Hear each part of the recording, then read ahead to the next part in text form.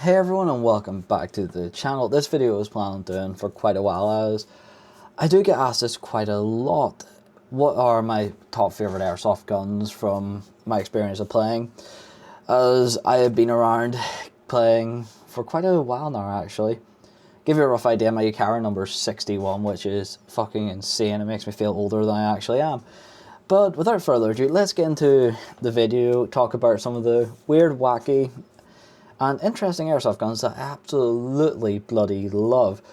And to be honest with you, some of them are quite surprising. I would love to see a more modern version of them, especially bring them more in the modern standards, as finding spare parts for two of them is an absolute bollock, as you have to order them directly from the company, which means ordering parts from Taiwan, then you've got all the shipping companies, and then you get people that do have them over here that decide to charge a fucking arm and a leg.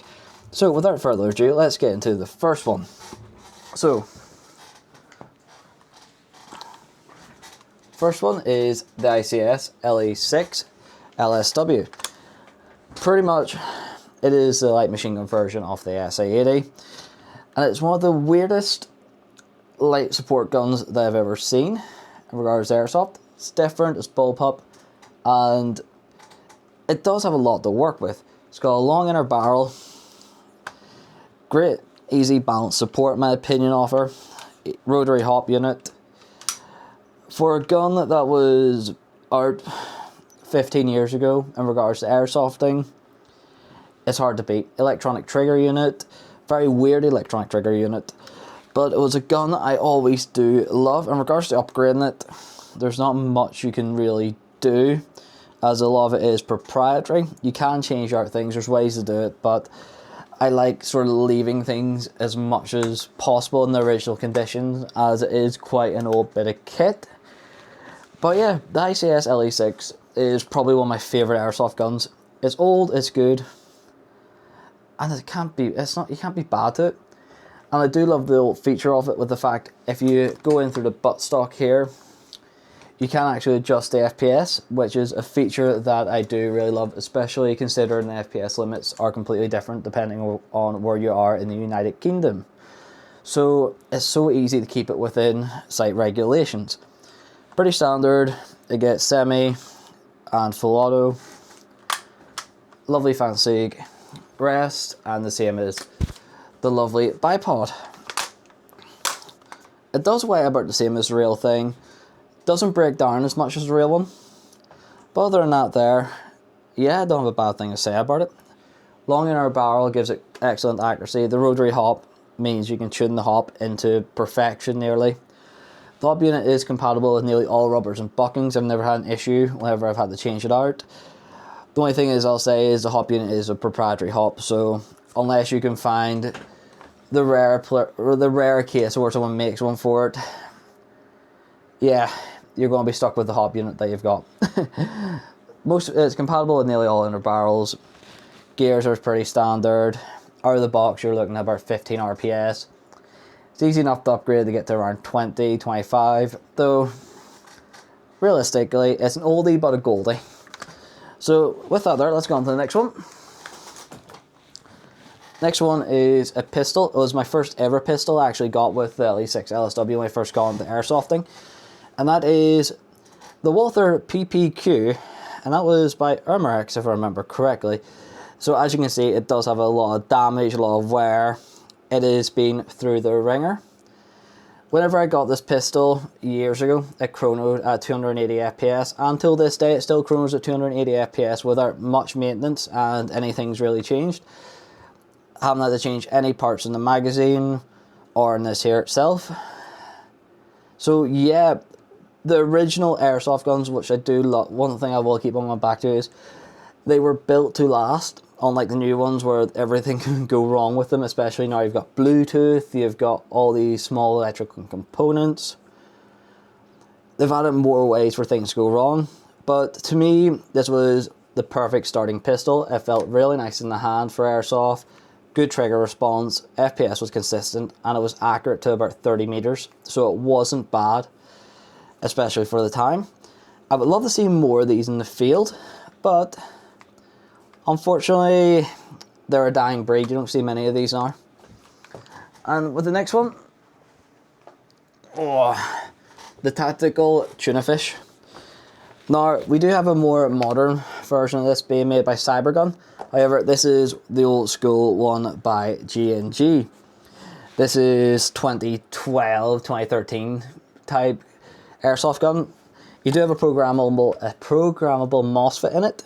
It's quite a weird one. But out of the box, extremely good performance. Will easily hop 2.8s out of the box. Decent range, can handle 11.1. I couldn't fault it at the time.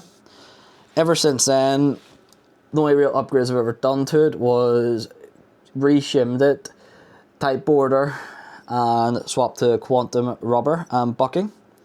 I did have to replace the hop unit in here. These are very fragile and a fucking nightmare to do. You have to actually order these directly from the company, and the company's great. I'll say this, G&G, they're very good. They're very quick at sending them out. If you are looking for a replacement, definitely go from the company, as you will get people that will stick their arm in. There's a guy looking 50 quid for a hop unit, and I was able to ship it from Taiwan. Brand new. I think it was 30 quid it cost me. So definitely 100%.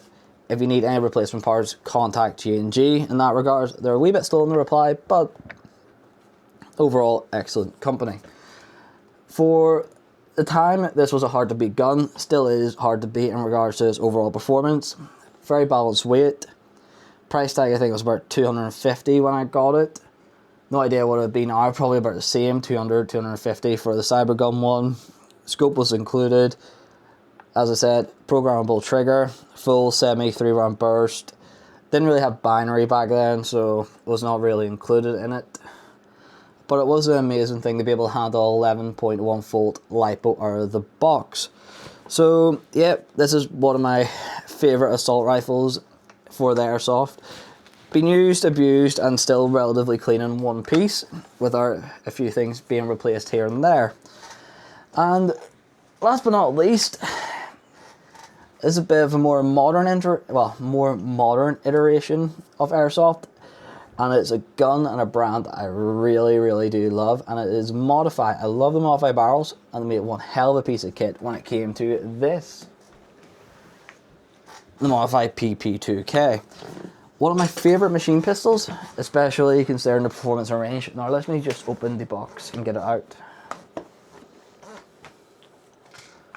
So this is the modified PP2K.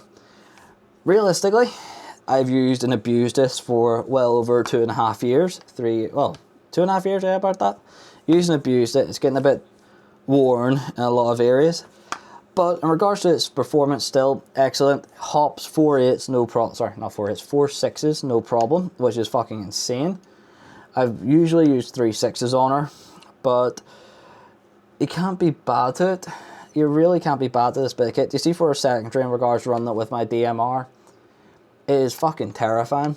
Excellent rate of fire, good range, and the BBs go where they're meant to go.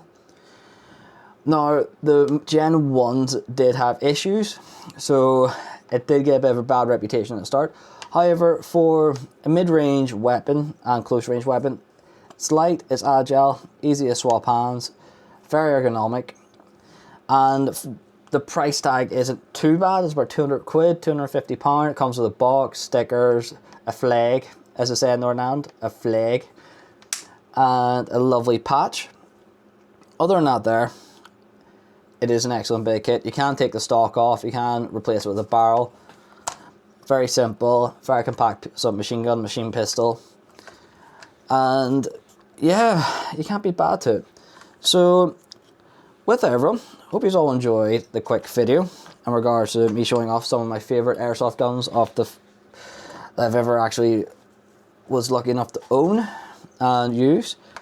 It's a common question I get asked all the time, what were my favourite pieces of kit? And truthfully speaking, most of my favourite bits of kit were old bits of kit, as they just worked. They didn't break, they never had electrical malfunctions. Though when they did, it was spectacular, and usually the battery went bang and the thing catch fire. So it usually was, when they failed, it was quite a spectacular failure. So 100% worth it in every way. But with that, everyone, hope you all enjoyed the video, just talking about some of my favourite bits of old kit and a wee bit of new kit. considering this thing. Very new bit of kit actually compared to some of my other guns for Airsoft. But with everyone, hope you enjoyed the video showcasing some of them, talking about them. And as well, if you haven't as well, please do join us on Discord. Link is down below. And as well, if you have got this far, and you do see me in person, especially at Airsoft, I always have channel patches, so please do ask for a channel patch. I've got loads of them to give away for free as well. This is the first channel patch. I'm giving them away. So with that, everyone, thanks again for watching. Please like and subscribe, and I hope you enjoyed the video.